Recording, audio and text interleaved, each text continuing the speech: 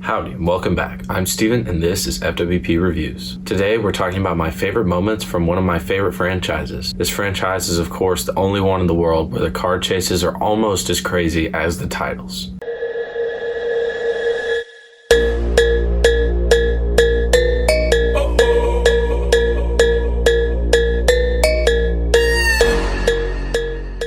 With the next installment right around the corner, I figured when would be a better time to talk about this than now. I've got a handful of honorable mentions, and I'm going to go into my top 9 after that. Without further ado, my top 9 Fast and Furious franchise moments. My first honorable mention is from the most recent entry in the main franchise. This is, of course, the street race in Cuba and the Fate of the Furious. In a world where the Fast and the Furious is so far removed from stolen CD players and just plain old street racing, it's really refreshing to see this high-octane street race battle play out on the streets of Cuba, as ridiculous as it was. It's the perfect combination of stupid physics and heart-pumping action. It somehow helps this relatively mediocre entry to the franchise get a pretty solid start. Now, there's something to be said about the opening races of these movies. The first race of the movie almost always manages to be something memorable. We see this in the opening scene of The Fate of the Furious, as well as the next two honorable mentions. The first of these is the first race in The Fast and the Furious, which is, coincidentally, the first race in the entire franchise. It's a good old-fashioned drag race, and we get to see Dom and Brian face off for the first time. It follows with some strong moments between Brian and Dom that help cement this friendship we see evolve over the next several years. The next honorable mention is the opening race in Too Fast, Too Furious. By far one of the worst movies of the franchise, probably even the worst, but surprisingly enough is sporting the best name of the whole franchise in all of the years of odd, weird names we've gotten. In this movie, the opening race is one of the best. We finally get to see Brian's ever-iconic silver skyline in this movie. It's one of the best cars he's sported in the entire franchise, and this race gets to show it off really well. We also get the introduction of Suki and Tej in this scene, and they're both icons of the franchise in their own right. It ramps up the action just enough, and it gives us a proper street race instead of a drag race, and I love it, even though I didn't love most of the rest of the movie. In a similar vein to first races, the opening car meet when they travel to Tokyo and Tokyo Drift is one of the best in the franchise. The race following this event in Tokyo is alright, I mean I enjoyed it, but the lead up to this race is what makes it special. This is some of the best street racing crowd action we get. We get to see all these interactions and this sort of car meet setup, and of course we get to hear the ever iconic Tokyo Drift theme song, which is also my alarm. Personal anecdote there. This begins to show the depth that we see in the Tokyo street racing scene, as well as the depth we see build in Han's character in this movie. The final honorable mention is at the opposite end of most of these. It's the closing race in Tokyo Drift. After a long, intense movie where we see the death of Han, we get this build up to the race between Sean and DK. Sean, of course, wins the race and gets the girl, but watching him race that Mustang on that mountain will never get old. Here it is, my 9 favorite moments, beginning with number 9. This moment is none other than the fight between Deckard Shaw and Dom at the end of Furious 7. While Dom's crew is wreaking havoc and tearing up the city of LA, Dom is on a rooftop of a parking garage having a good old-fashioned street fight with Deckard Shaw. This, of course, comes after they've crashed their cars head into each other for the second time. Now, if I had a nickel for every time these two crashed their cars head into each other, I would have 2 nickels. But it's weird that it happened twice, right? Now, sure, Dom could have shot him, and the scene could have been over. But with Dom's newly discovered super strength, it's great to see him fight another super strength human being for no reason other than it looks cool. I mean, the strength scaling in this movie is actually ridiculous. They didn't have to put this scene in the movie. However, despite this ridiculousness, it was incredibly enjoyable to watch them beat the living daylights out of each other. I think it was choreographed well enough, and it was filled with some pretty insane moments. And I'm a sucker for those.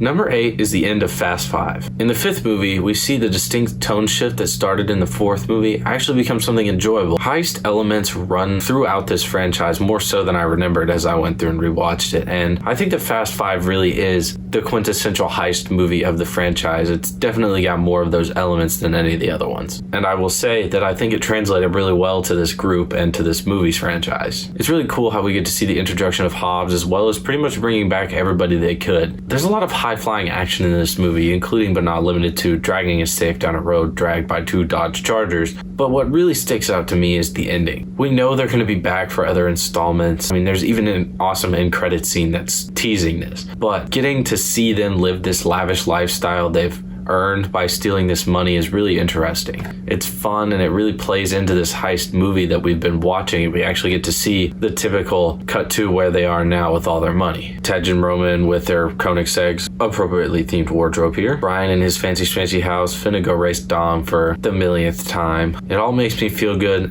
and I loved it.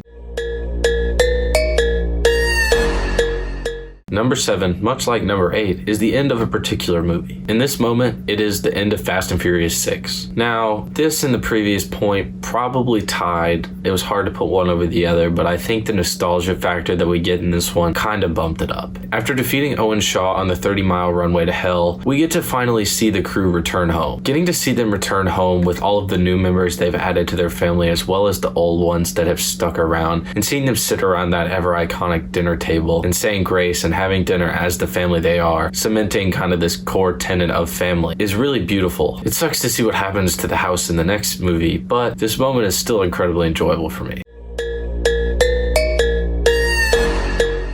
Number 6 is none other than the return to Race Wars. By the time Furious 7 came out, Race Wars is probably one of the most iconic things that has ever happened to the Fast and Furious, despite them only going 1 year. And in Furious 7, we get to see them return. By them, I mean more particularly Dom and Letty, just trying to get Letty's memories back and all that mumbo jumbo. But all the complicated things aside, getting to see how Race Wars has evolved since that first time seeing it is really entertaining. As complicated as this Letty losing her memory storyline is, getting to see Dom and Letty trying to reconnect over something they both loved and do love now apparently is just so touching. It's a great way to get one of the best installments in the series started.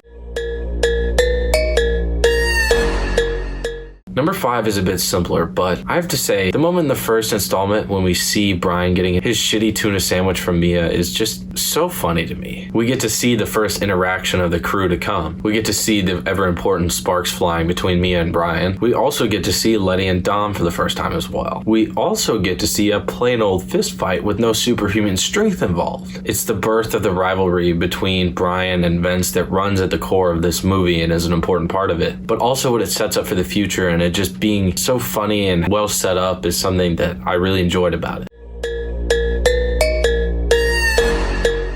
Now, I hope you didn't think that I was going to bring up the return to Race Wars without bringing up the OG Race Wars. Number 4 is simply that. There's something so magical about the crowds and the high-octane actions of this, even in the smaller scale first movie. It feels like a real event would at times, and it's great to see so much racing in a franchise that's about racing. I mean, come on. It's about racing, man. Not only that, but we actually get to see how this fits into the greater story, and there's a lot of really important shifts in character directions in this scene. It's when we see Brian finally take that step towards where we know he's gonna let Dom go. It's important in cementing their future as the most iconic duo of all time.